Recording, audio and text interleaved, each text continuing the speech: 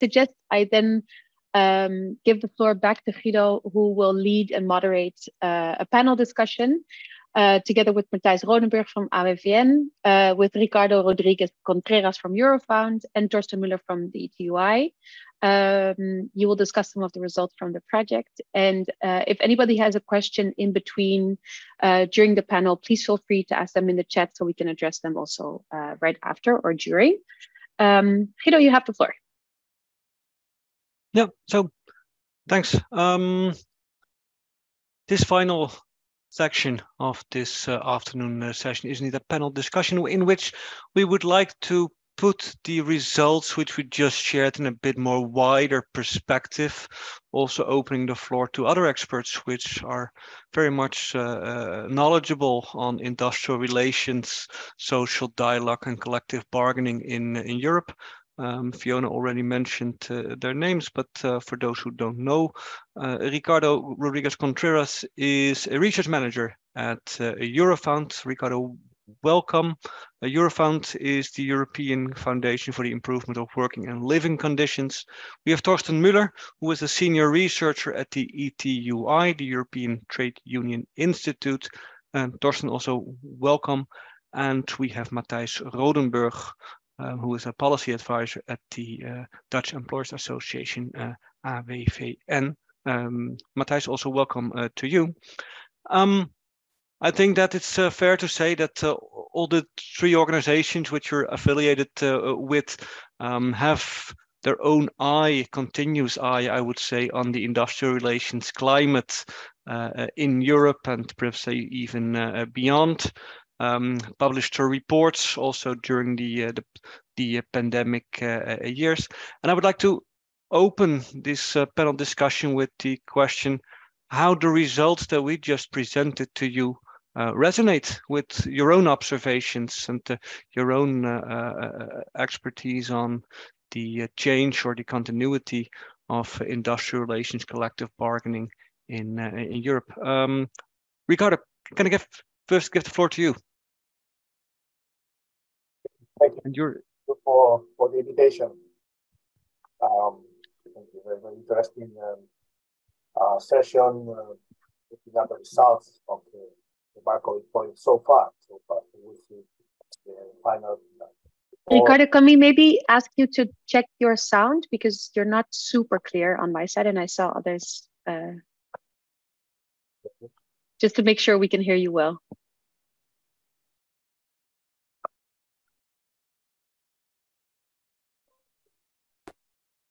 Better now? Fantastic. Better. Go ahead. Okay, good. Yeah, sorry for that. Well, basically, yeah, I think going through the question, going to the point, going straight to the point, in principle, all the results, most of the results are quite resonate quite well in the research that we have done in Eurofound over the past 2-3 years. We have produced a lot of reports about the impact of the COVID, et cetera, et cetera. I will focus only on collective bargaining because there are other aspects related to social dialogue, tripartite or bipartite social dialogue, which is a different animal here. But in terms of collective bargaining, most of the results are in line with what we have found. I would say just to comment a bit about the time frame. The time frame is important in the impact of the COVID. So there are different, at least 2 steps or two different stages that we should differentiate, because of course the outbreak of the pandemic and the first months after the outbreak of the pandemic were quite different in terms of the end of 2020 or 2021, and this is a very important difference. So all in all, there still is a mixed picture in terms of across sectors, of course, across different national contexts. That's also important to distinguish, because some of the presentations were only addressing 3-4 countries, and we are much more looking at the 27 member states.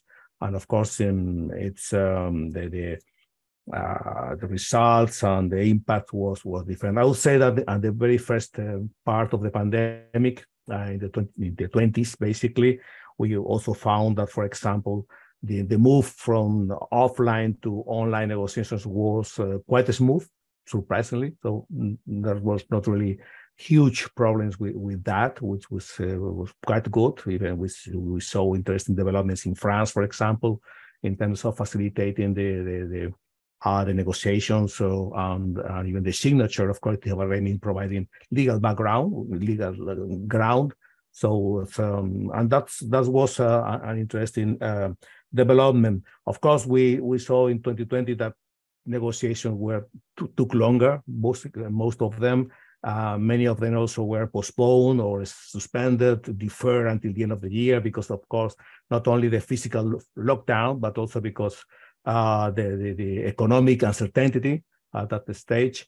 And these are results that we can share with you, sure. New topics, certainly. New topics is quite interesting discussion in collective bargaining.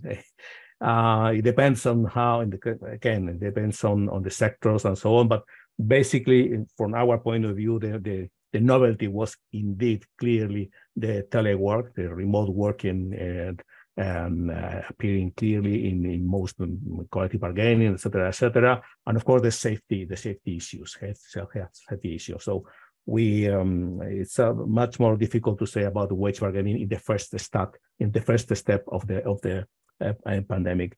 And in 2021, well, I don't want to extend too long, but basically we have found more or less, all in all, a huge stability in terms of collective bargaining, at least, of course, in the same countries that they have been presented here.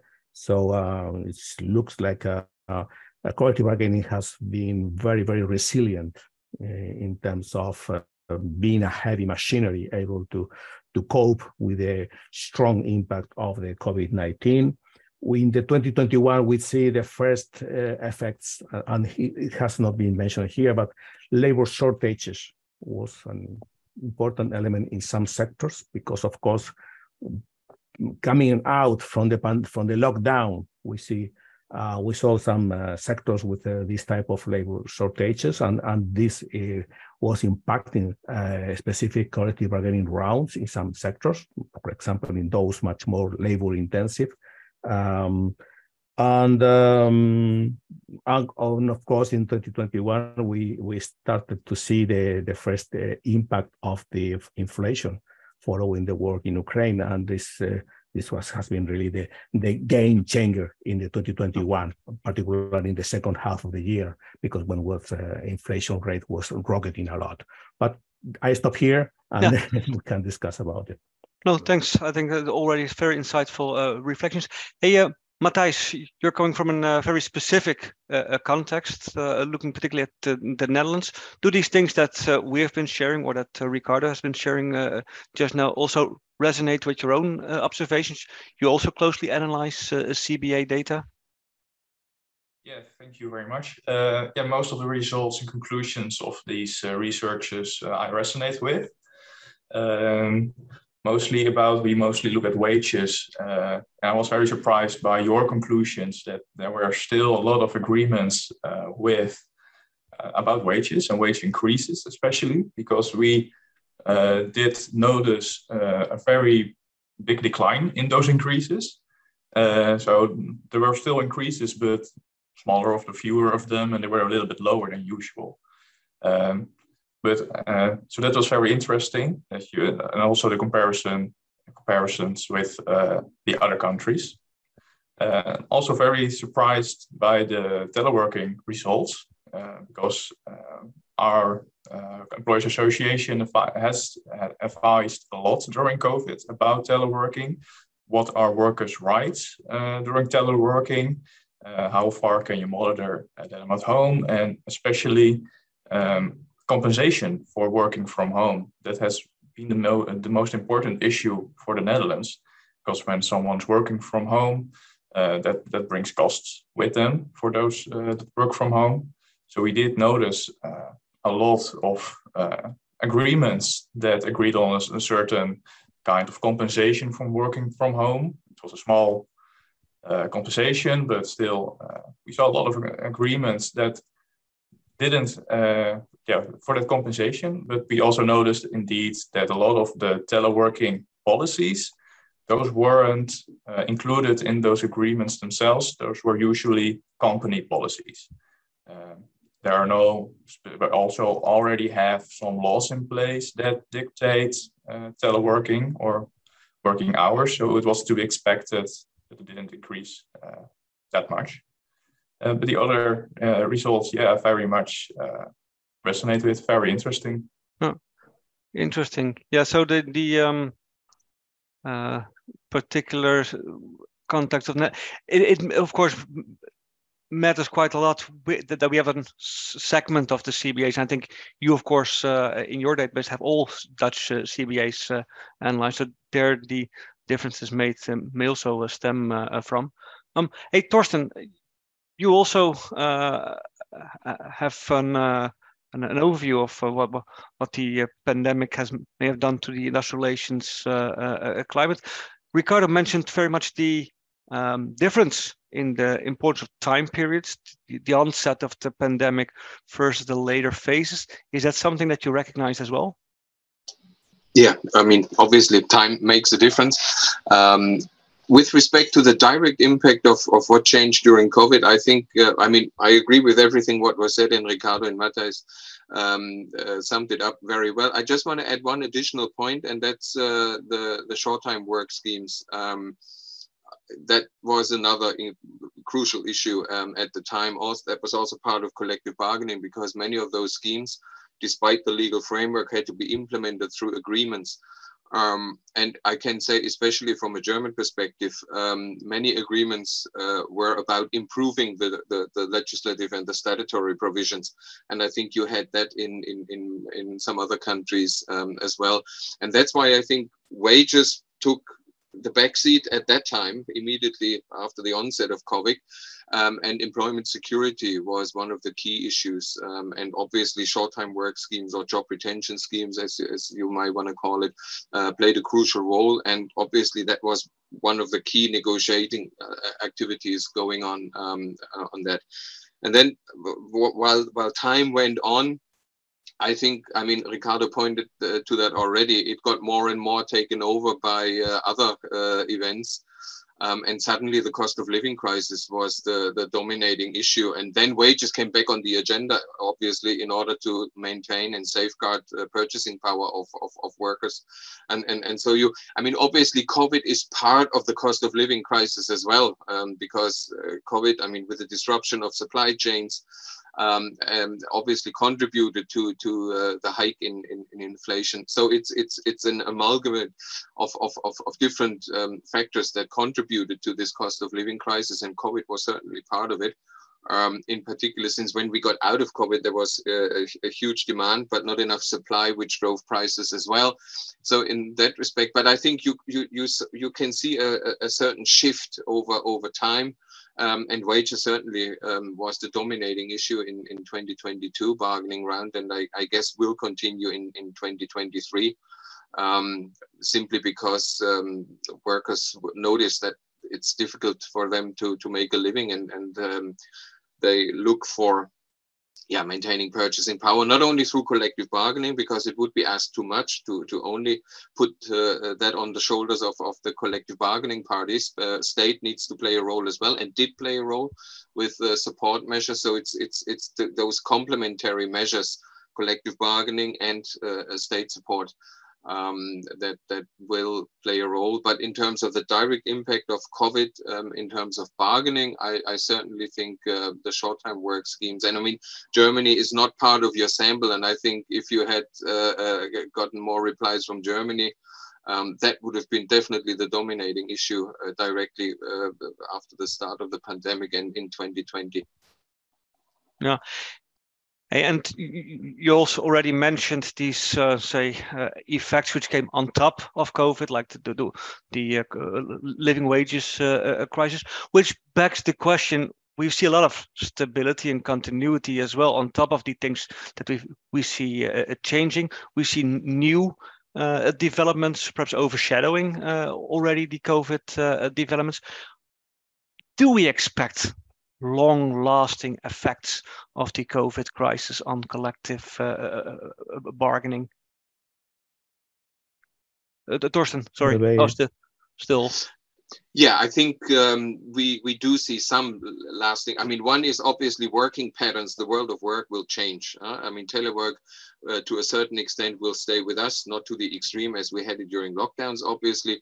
But I think more and more workers recognize the advantage of telework, but also employers. I mean, in order to become attractive, in particular, as we have now skill shortages. And so I think telework is an important element in attracting skilled workers for employers as well, and to find intelligent ways of combining telework with traditional on-site work will be an important factors for companies as well. But I want to point to another lasting effect, and I think that was a new appreciation of the type of work which was under the radar screen for a long time. And that's in particular often done by low-wage workers, and that's the care sector, but also work done in the services sector, like the rubbish collectors. I mean, those were the people that kept our society going. And I think there was a new appreciation. I mean, we all saw the people clapping and the applause.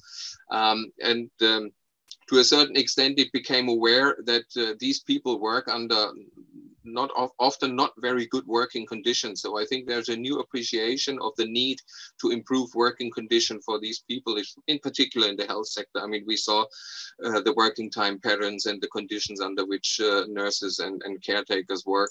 So I think, and that will stay with us as well.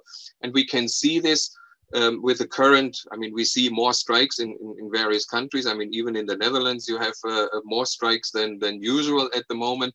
And I think what you can see is a different public perception. There is a lot more understanding for strike measures as a tool of workers to actually go achieve their objectives of improving working conditions for these workers. And I think that's can also be put down to this new awareness of the need, of the importance of these kind of jobs that are needed to keep the society going, and of the workers that work under difficult conditions. And I think that will stay with us as well. For how long, we will see. I mean, we already see some voices that say, yeah, okay, we had enough spending now and support. Now we have to tighten the belt again and reintroduce the debt brake at national and at European level. So we have to see how long that stays with us, this awareness of the need to support. But I think for a certain period, it will still stay with us. And it certainly also improves the conditions for unions to actually achieve their objectives in improving working conditions for these workers. And I think also what I mean, it came a little bit, I mean, you had, in terms of the industrial relations climate, your picture was very much one of stability. But I think the way European countries more generally got through this crisis by working together also in this sense of with the short-time work schemes and everything, I think that might also encourage this a new spirit of the appreciation of the welfare state, because I think well-developed welfare states were a key factors why Europe got through the crisis with less upheaval socially than, for instance, the United States. And I think there might be a new appreciation of well-functioning welfare states and what they can do to get through a crisis situation like that. Thanks. Ricardo, how do you see that the potentially longer lasting or somewhat less longer lasting effects of COVID on collective bargaining? I'm quite bad for making predictions, basically. But I fully agree with Torsten about some things. But first of all, one thing is clear. So the remote work is going to start, and you see that now in collective bargaining, basically, because in 2023, 2022, we saw the consolidation of this new form of work, these new arrangements, and then because it's not only the work arrangement as such, it's all the implications in terms of work organization, in terms of what means this thing of hybrid work and so on. And there are a lot of there. Will continue the coming years. So we now see some kind of stabilization in terms of numbers. But all the deep implications are still to be managed, particularly in collective bargaining. So this is the right place to manage that part on. Well, this is one thing. Health and safety. I think that this was an improvement in terms of looking at this to what extent these external shocks have affected. That's very, very clear. So, but in the end, what we have seen over the past 2 years, 2 years and a half, is really one crisis after another one. So we are permanently trying to manage that. I agree with Thorsten. I would like to be equally optimistic as him in terms of the future, in terms of the importance of the welfare. But what we also saw in 2020, particularly, and particularly also in 2021, was about we saw growing inequality in terms of wages, and this is something that could be also a long-lasting effect, as you asked me before. So because the crisis hit more to those low-paid and vulnerable people in collective bargaining, so this is quite clear. So the effects of that are still to be researched, because it's very difficult to get information, as you know very well, than BARCOVID, because of the very different wage structure in different sectors in different countries. But it's quite clear that it's something, and we already see that when the war in Ukraine and inflation has again hit more the low-paid workers. In connection to that, that's the important stuff of the welfare state, but basically public policies. We had in 2020 the short time working schemes that I forgot to mention, but it was clearly a very important influence of collective bargaining at that time. Then we have seen in 2022 all the wage support mitigation policies, which has been very, very important, for example, in Germany, and not only because they have been addressing households, families, but also impacting collective bargaining with the inflation allowance in Germany, which, by the way, according to our studies, it has been probably the most targeted measure, because in other countries, like Italy, the measure were not impacting so high in terms of collective bargaining. We're not so well targeted. But we are still under high inflation rates. And of course, and this is a question that raises for myself, to what extent collective bargaining is able to manage that, is able to adapt to this return to inflation 2-3 decades ago, and to what extent our negotiating parties are well equipped to do that. And this is a question that I don't know. I don't have the answer so far, because so far what we have seen is that collective bargaining is struggling with inflation in many sectors. Matthijs, how do you take this, the adaptability of negotiating partners? You're working for an organization representing many of them?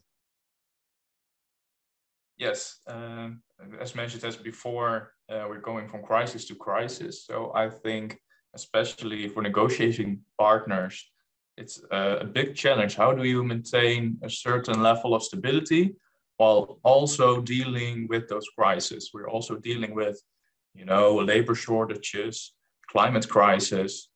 How do we also give attention to those other subjects while also managing those crises? And how does that translate back to the collective agreements? So during COVID, especially, because in the Netherlands, when a collective agreement is made, it's usually for 2 years. But now we have learned that when a crisis, a disruption happens, an agreement you made half a year ago, you look back on, wait, we need to maybe go back and discuss some of the points and agreements we made back then.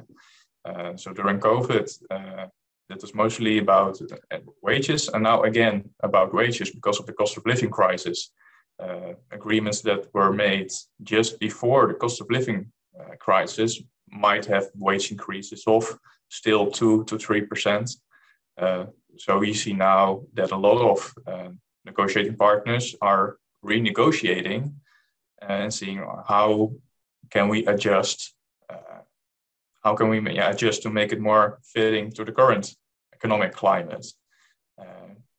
So I think that is the biggest, because an agreement is a factor, it's an instrument for a lot of stability, both for workers and for companies, employers, but you also want a certain level of flexibility. And then it comes really down to the social dialogue you have between each other. Yeah, and because we're talking about these crises on top of crises, and well, the complications associated with that, you're already saying, well, perhaps I'm now inferring something from your answer. We need more flexible agreements, or we need more flexibility in to be able to adapt to these perhaps imminent changing circumstances. Then, looking at the crisis that we just, well, hopefully left behind us, is there anything that we should learn from that can help us deal with the crises which are happening now and the crises which are perhaps about to come? Yes, I think a certain level of flexibility, or at least just a willingness to be able to renegotiate a collective agreement that was made in a different economic time. I think that has been the biggest lesson for both parties. During COVID, it was all about protecting employers and protecting employment. So, and now it's the other way around. It's all about protecting the purchasing power. So it made a really big switch. But you do notice that the social dialogue is able to give, to adapt to those changes.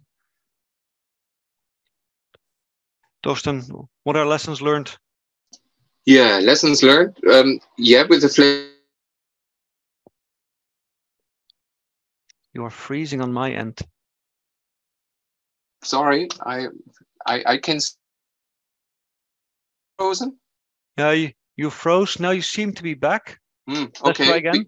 Because you were there all the time. Anyway, if I'm back now, it's okay. I think flexibility is a good point, but for both sides. I mean, flexibility for the worker side as well. And I think in the Netherlands, you made some good agreements there in terms of an inflation clause which has been negotiated into the agreement, which states that if inflation goes above a certain point, we have to renegotiate the whole thing. So I think that's very innovative. It's not a statutory indexation as you have it in Belgium, for instance, but it's a negotiated indexation. I think that's a very innovative feature in collective agreements. I think you have it in Spain as well to some extent, and I think more and more countries will pick up that idea, and I think that's very good in the Netherlands. And apart from that, lesson learned.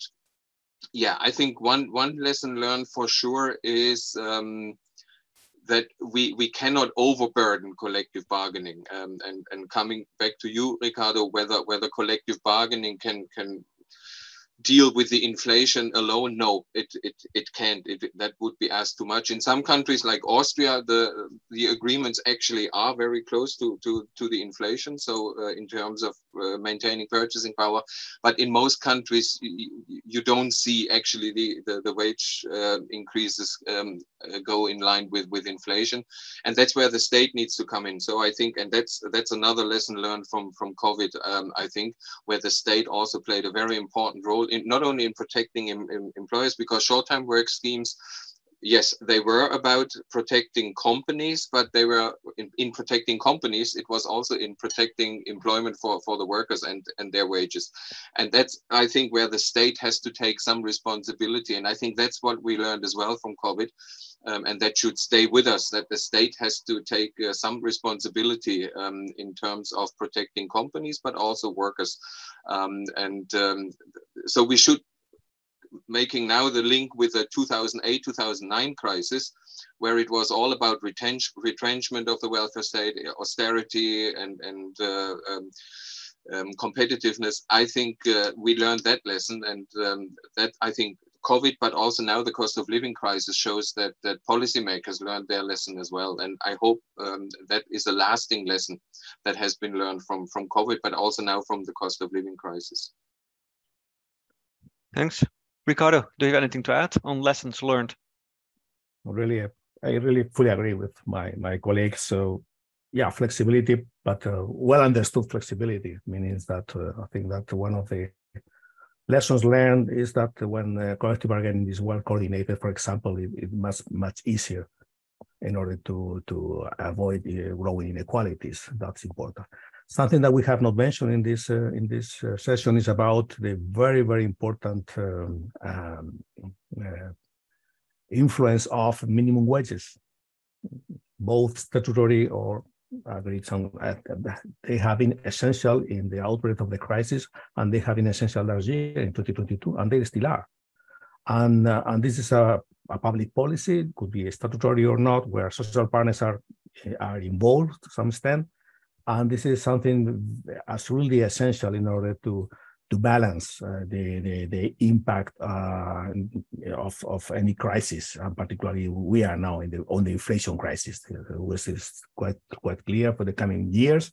We'll see to what extent when all the public policies mitigating the effects of inflation will be taken out. We'll see what are the effects of that. So particularly, I would say as the key word of indexation. I know that particularly social partners, they don't like it, but we have seen in practice. We have this how you can call it indexation, but some kind of semi-automatic adjustment of wages, at least for low-paid workers, should be a good way in order to balance to keep for the coming years. Is that something? For me, my personal view, but this is something that should be addressed immediately. In practice, we have some examples. So, for example, France has updated the minimum wage 4 times in 2022, 4 times. And it means that automatically you have to reopen negotiations because, of course, the low paid in the wage structure and this has a lot of implications too for the whole. You compress the wage structure, it means something for professional careers, etc., etc. And again, it is different, and this is my last word. Then more and more collective bargaining, we should look at it in terms of sectoral aspects. So that there's very, very different effects. We cannot mix up metal working with services sector or domestic work. So that's quite clear on my side. Thank you. Thanks. Hey, so the last thing I would like to do is to see if there's anyone in the audience who wants to contribute to this discussion with a question to one or all of the panelists. I would suggest type in the chat, or for speed and efficiency, feel free to open your mic as well. I think we don't have time for many questions, but I hope at least we have one.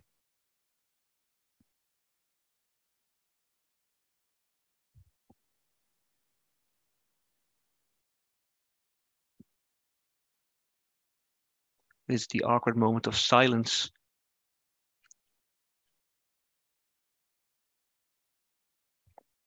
No one?